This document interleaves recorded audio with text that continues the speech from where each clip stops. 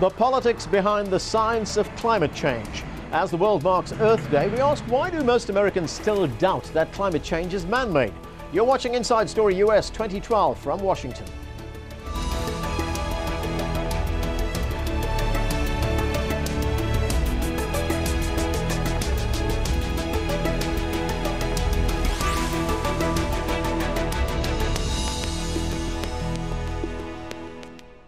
Hello, I'm Anand Naidu. It was 42 years ago that the first Earth Day was organized, drawing millions of Americans to rallies across the country. They were calling for a sustainable environment. Some consider that day to be the birth of the modern environmentalist movement in the United States. Now it's marked by millions around the world, but its impact in the United States seems to have fizzled. Only dozens turned out on the National Mall on Sunday, and while the first Earth Day helped lead to the establishment of the U.S. Environmental Protection Agency, this year it was largely ignored by politicians and the public. The issue of climate change has barely come up on the U.S. presidential campaign trail, and for Republicans it's something they'd rather distance themselves from. Polls show most Americans do believe in global warming, but doubt is strongest among conservative Republicans. John Terrett reports.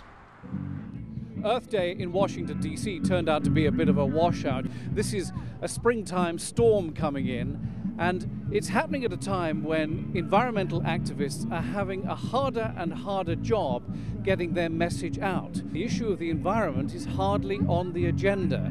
It's all about jobs and the economy. Nonetheless, the few people who turned out here to attend this event are certain that those who say there may be climate change but there's no impending catastrophe are wrong. You ask Americans, do you think global warming is happening? By and large, they say it does. When you ask them if it's man-made, that's when the doubts really start creeping in. It's easier for the people who have the money to keep it than it is for the people without it to make change, but slow change is better than no change. I think kids are really putting it on the agenda because it's their earth and it's their future, their air. I'm a nurse and I take care of kids, and I know that they are speaking up about their health and to make a cleaner world. It's probably too late for the issue of the environment to make it into the 2012 presidential election campaign, but people here are certain that in future campaigns the environment will be big on the agenda once again. They're also certain that governments and scientists working together can head off any environmental catastrophe that may be coming down the road.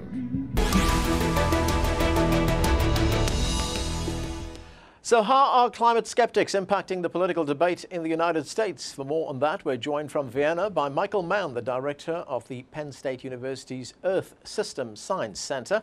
He's also the author of The Hockey Stick and Climate Wars. Here in the studio, we have Kenneth Green, a scholar at the American Enterprise Institute, and Lynn Thorp. She is the National Campaigns Coordinator for Clean Water Action, one of 4 organizations which endorsed Obama's record on the environment last week. Thanks to all of you for joining us.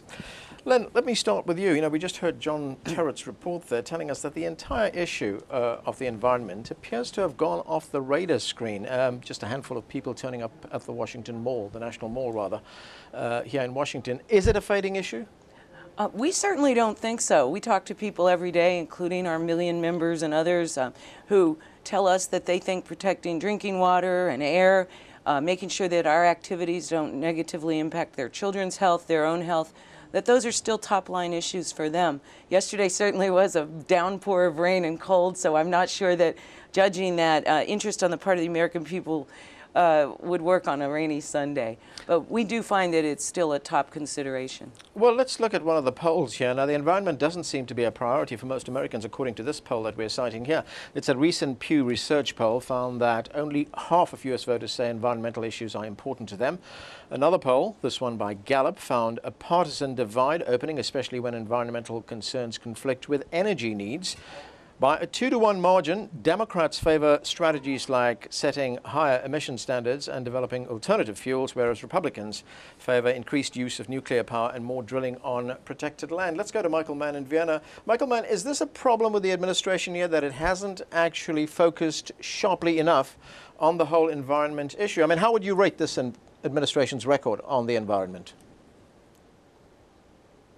Well, in the U.S. right now, it's basketball season. And the way I like to describe it, that President Obama appointed an all-star basketball team. We have John Holdren at OSTP, Jane Lubchenco at NOAA, Stephen Chu, the Department of Energy, Lisa Jackson, EPA. So we appointed some of the best people around to head up the various agencies that deal with the intersection of science and policy.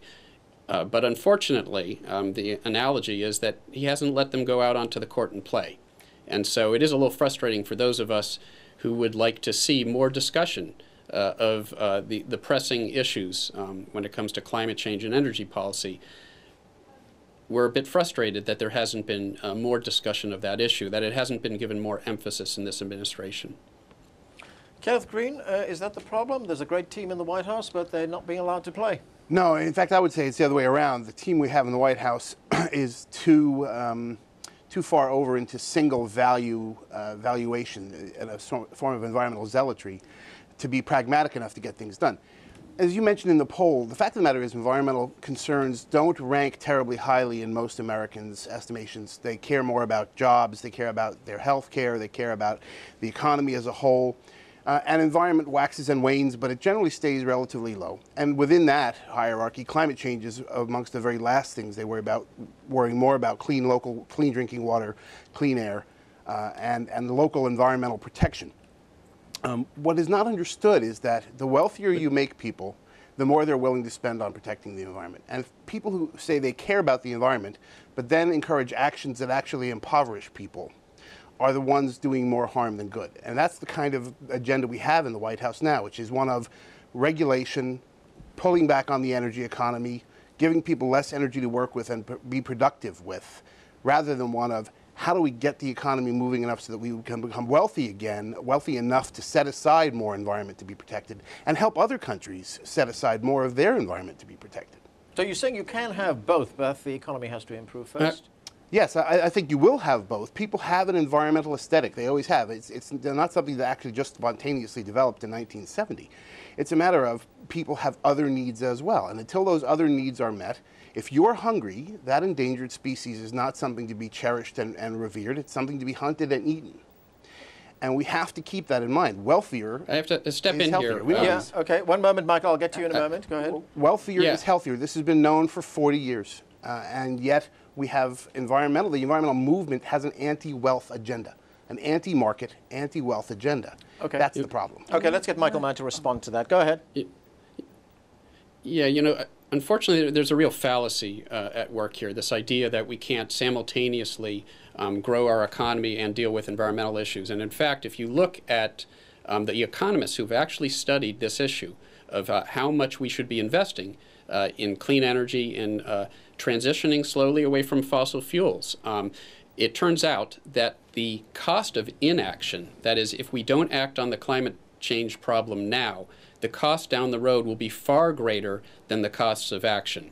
And so if you look at this from a sober economic cost-benefit analysis perspective, and there are many economists, even some fairly conservative economists like Bill Nordhaus of Yale, who have looked at this and have said, in fact, we have to act on climate change now because of the economy, because we will see great losses across the various sectors of our economy as we continue to warm the planet if we don't take action now.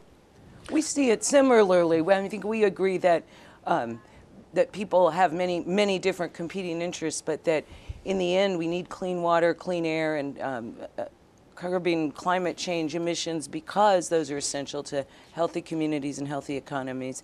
And that's one of the reasons we did make the endorsement to which you referred, because we think this president has put in place a team that's taken strong and effective action to address some top-line concerns around water contamination, air pollution, and energy issues. But do we have the time, as Kenneth contends, to improve the economy first and then deal with environmental issues? No, we don't think that has to be a choice of one or the other. We don't think those two things have to take turns. If I can interrupt, this fallacy which is that we don't have to trade off. There are no trade-offs. We can have our environment and our economy all at once, full bore. We don't have to prioritize.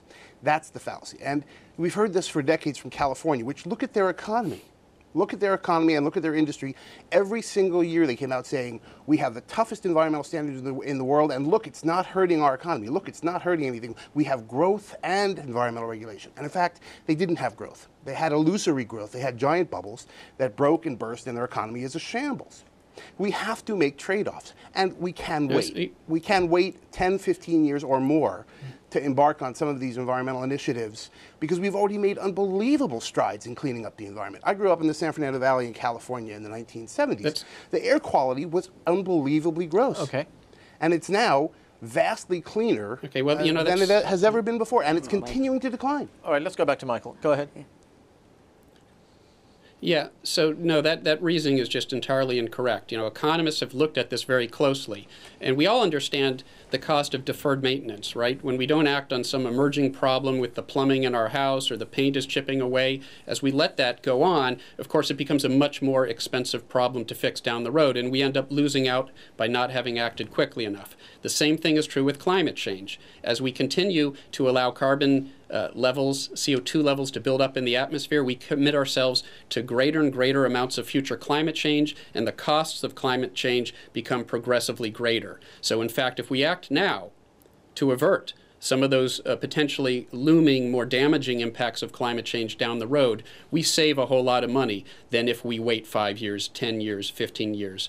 I'm sorry, but Kenneth's reasoning is just not correct. Lynn, you know, one of the reasons there may be this inaction, there may be this paralysis, is because the issue has become too politicized. Do you believe that it has become too politicized? Well, for one thing, I don't think we're really dealing with paralysis, but we are dealing in the question of priorities and this question of whether there do have to be trade-offs and cause and effect and all of that. But we don't think there's time to politicize this issue. You know, climate change is a global scientific consensus unlike any we've ever seen before, and we think that many of the impacts that are being felt and will be felt will harm people, and that action now to curb emissions and address some of the adaptation challenges is needed, and that if there is politicization going on, it's really inappropriate. In our work, we often think of climate change as water change, and we're going to have a lot of water where we don't want it, and we're going to have not enough water where we need it, and that's about everyday life. You know, out there in the real world, drinking water isn't a talking point. It's essential for people's lifestyle in this country and anywhere else, and we think that politicizing global warming just delays dealing with those questions and everyday health and economic issues around water and other things. Ken, let me come to you. The science of climate change, are you on board as far as that is concerned? Well, pretty much. I mean, I'm an environmental scientist by training, and I understand the atmospheric chemistry involved. The greenhouse gases are heat-retaining gases, and when they're added to the atmosphere, and the more you add, the more, all things being equal, the more heat you'll retain. I'm not convinced by the estimates that the climate is very sensitive to the greenhouse gases. I'm more persuaded by the literature suggesting a lower climate sensitivity, which I guess makes me a lukewarmer, you might say.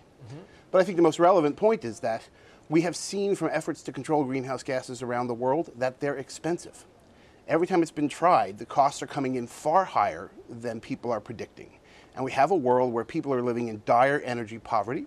We have economies that are stagnant and stumbling, and demographic trends that are very, very worrying for the future of our citizenry. And we need to be moving ahead economically. We need to be focusing on getting the world's economy raging again. And we're not going to do that when we're talking about reefing in everything and reefing in people's access to energy. Okay, Michael Mann, I mean, you heard there from Kenneth Green saying that you know, the impact that greenhouse gases is having on the climate is not as great as we are led to believe. Now, you've done a great deal of research on this. What have you found?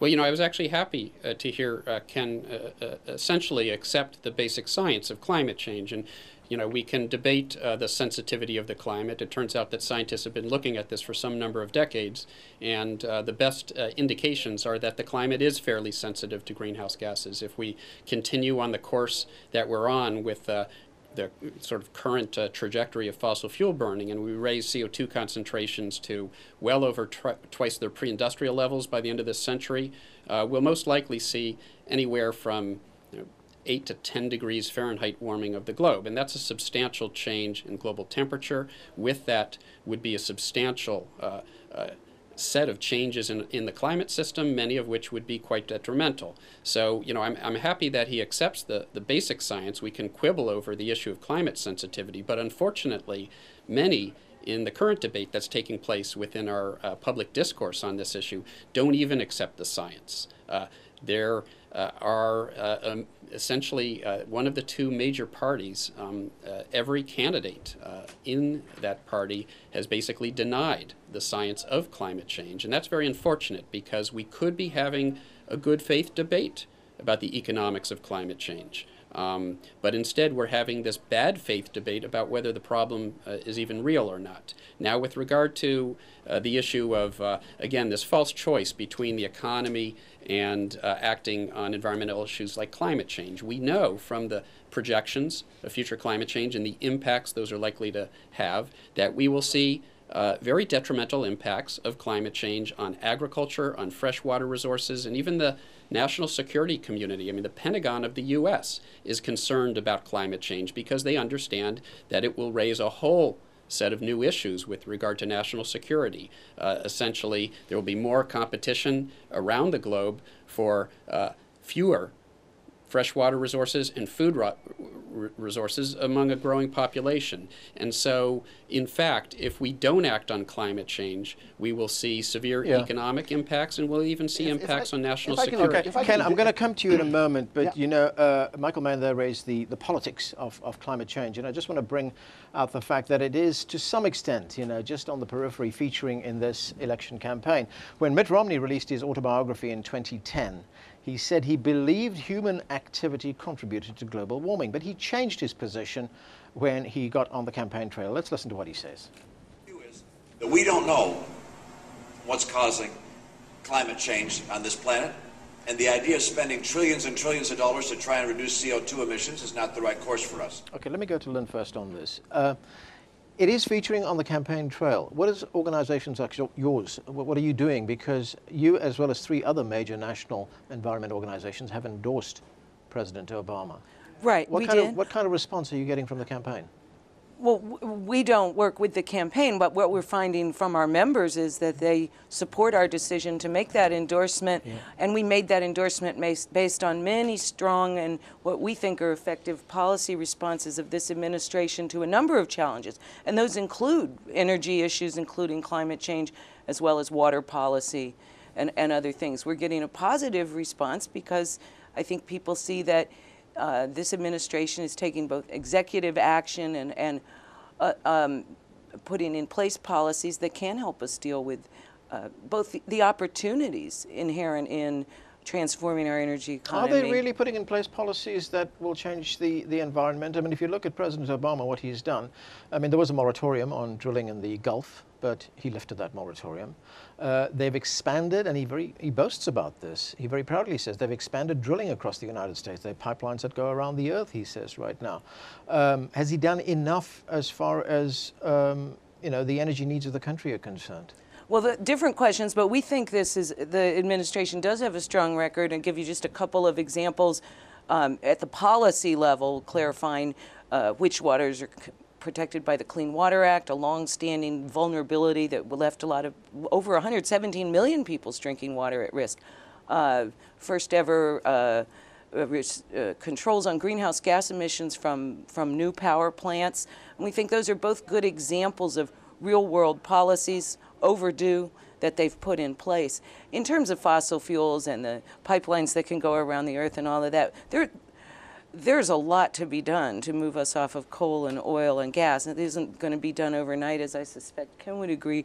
What we're glad to see is the way the federal agencies are stepping in to provide the federal backstop we think they need to provide in terms of fossil fuel extraction and use. And that includes in the area of hydraulic fracturing, but not limited to that. Okay. Ken, getting back to the issue of climate change, is the difference here on who or what is causing climate change? Right. Well, you know, working at the American Enterprise Institute, which is a conservative organization, people view us that way. I know a lot of conservative people, and I talk to them all the time. They're on my Facebook feed and so on.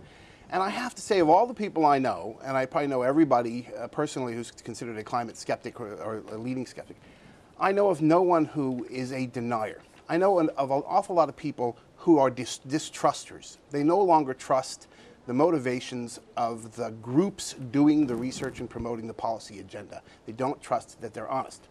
And I think that's what you're seeing with regard to Mitt Romney and the other Republican candidates. They're not saying, I deny the science. What they're saying is, I no longer trust you, institution of science, to be telling me the truth because I think you've been co-opted by the UN, by liberal academia, and so forth. So this idea that they're not scientific is a distraction. They don't trust, and science needs to find a way to get some of that trust back.